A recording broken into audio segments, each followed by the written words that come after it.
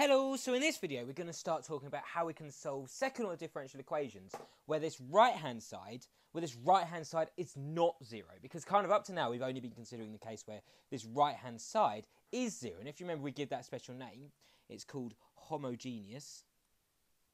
It's called the homogeneous case, okay? So that's the case when the right-hand side is zero. And we've looked at methods of kind of how to solve that. Basically, we have to guess a solution of y equals e to the rt, okay? And basically solve this by the method of characteristics. So basically convert it into a quadratic. So plus ar plus b equals 0. And basically solve that to find what r1 and r2 is. And then from that, we can put r1 and r2 into this thing to get y1 and y2.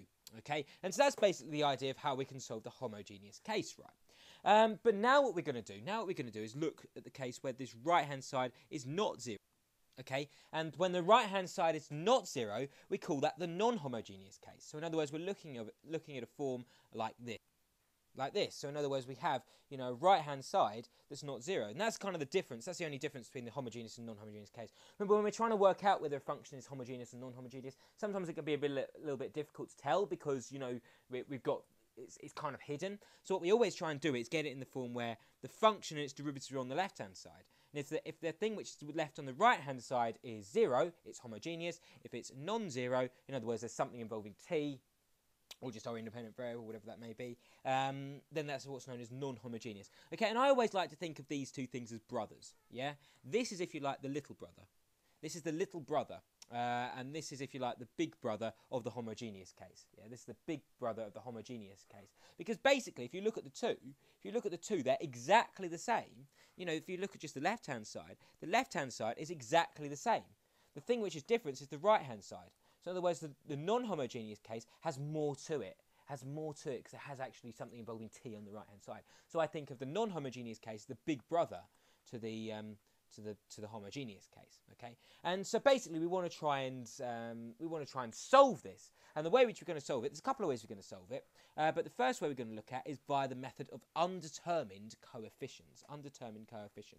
And basically the idea is that we kind of use the little brother because we know how to solve the little brother. We know how to solve the homogeneous case, yeah? And then we can use this to build a solution. We can use this to build a solution to the non-homogeneous case. Okay, so here's the idea. So what I'm going to do, just to introduce a little bit of notation, the solution to the homogeneous case I'm going to call little y. So I'm going to call little y, okay? And a solution to the non-homogeneous case, the big brother, I'm going to call capital Y. So it's a bit like little brother and big brother, okay? They're both solutions. It's just this one is the solution to the non-homogeneous case, the homogeneous case, and this is the solution to the non-homogeneous case, okay? So that's kind of the notation that I'm going to have here. And basically, the idea is that that we want to use the solution to the homogeneous case and combine it with a particular solution. So in other words, if we can work out a solution, somehow find a solution, it may not be the kind of general solution. We can easily form a general solution to the homogeneous case. We can easily form a general solution to the homogeneous case by saying, well, if we have two solutions, y1 and y2, then the general solution will just be some constant times these two solutions, and then we just add them together. Okay, so this is a linear combination. That's a general solution to the homogeneous case. Then what we're going to do is we're going to use that idea, and then if we can somehow find a solution, a particular solution, it may not be the solution, it could be kind of general solution, but we can find a solution to the non-homogeneous case. Okay, so we can find a solution to the non-homogeneous case, and then combine it with the general solution to the homogeneous case, then basically we can form a general solution to the non-homogeneous case. So you can basically, if you remember that, solutions to differential equations in general, there'll be millions of them. There'll be absolutely loads of them.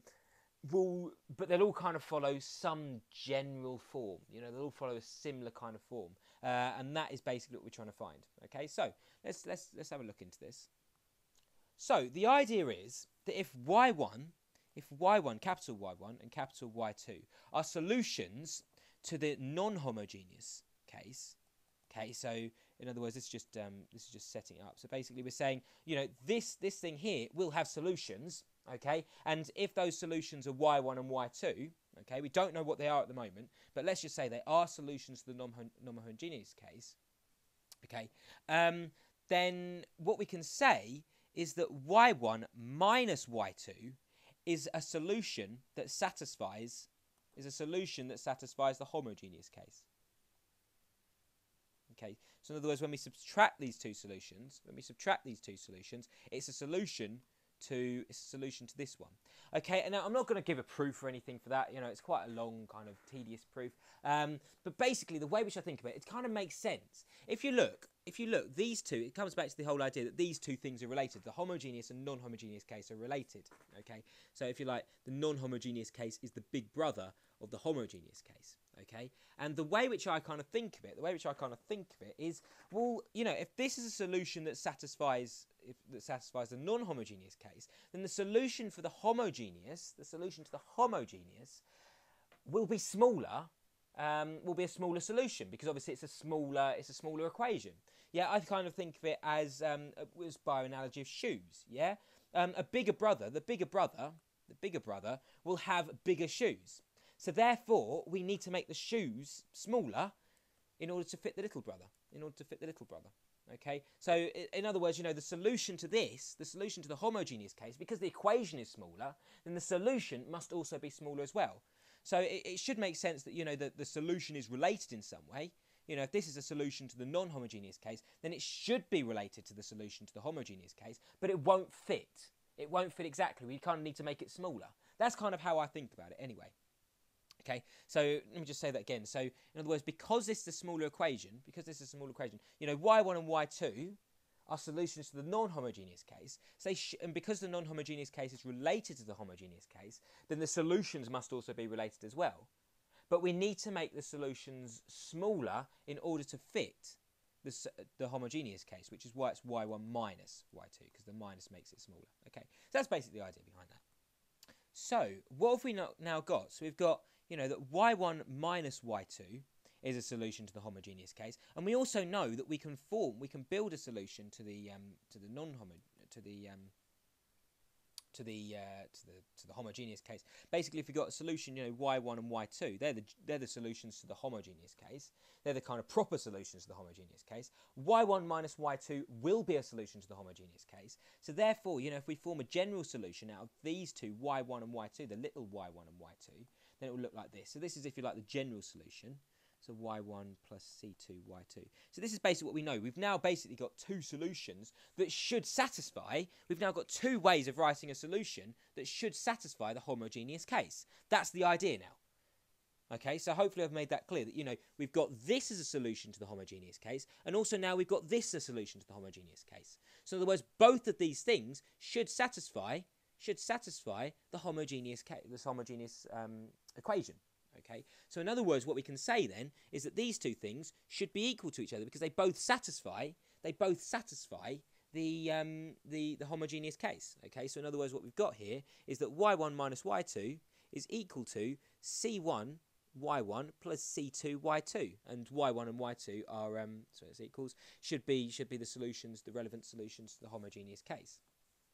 Okay, so now if we just do a little bit of rearranging for y1, so let's make y1 the subject. Okay, that's equal to c1 y1 plus c2 y2 plus y2, where y2 is a solution to the homogeneous case. So basically what we're saying here is that in general, this is a solution to the non-homogeneous case. This y1 is a solution to the homogeneous case. And if we can somehow find a solution to the non-homogeneous case, then in general, the general form of the non-homogeneous case is this.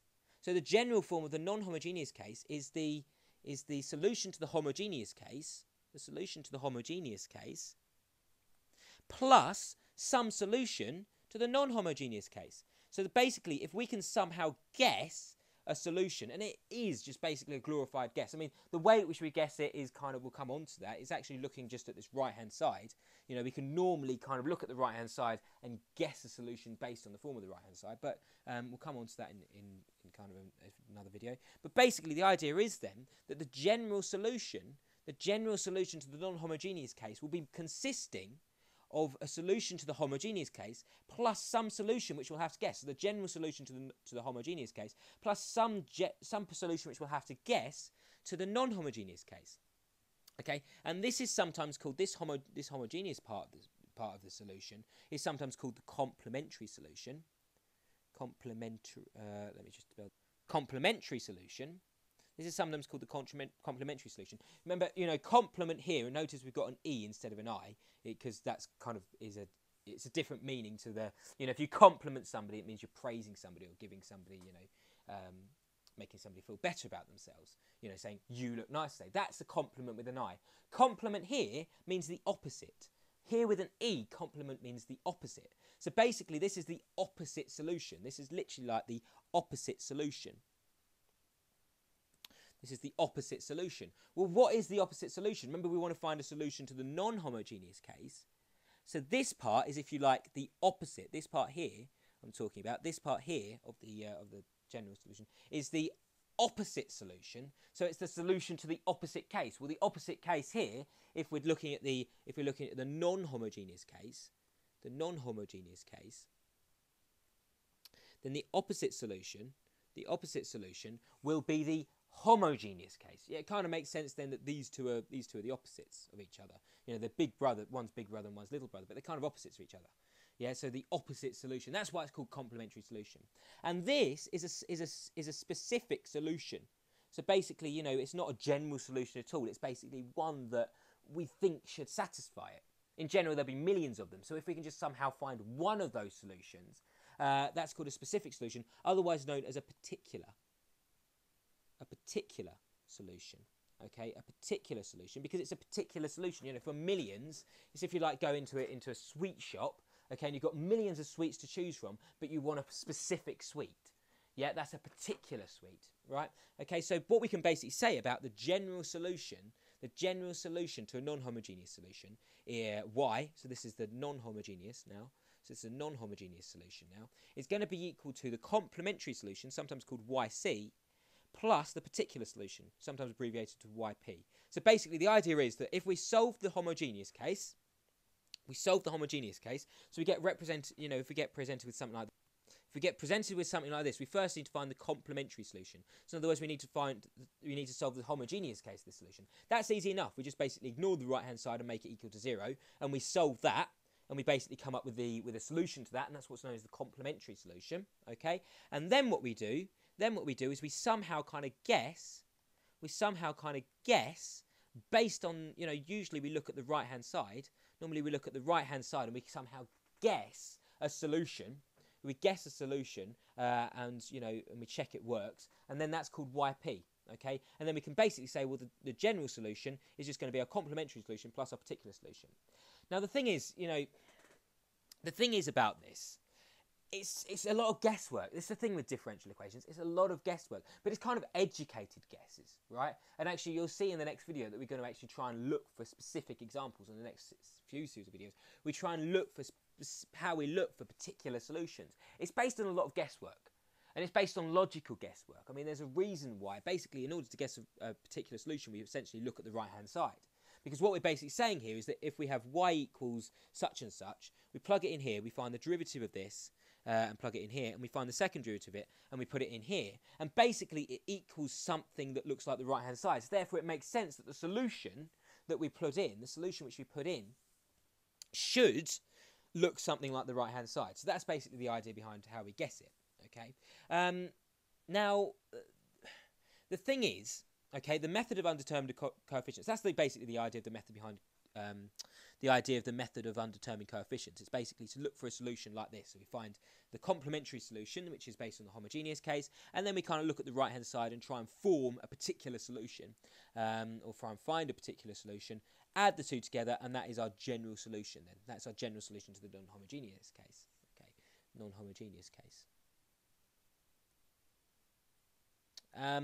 But, I mean, the method of undetermined coefficients is a fine method, absolutely fine method, but it is limited, okay? It is very, very limited. If this doesn't work, or if these criteria aren't satisfied, certain criteria aren't satisfied, then basically we have to look at a different solution. You have to look at a different method, okay? But it does work for this. It gets us a long way if we've got an equation that looks like this.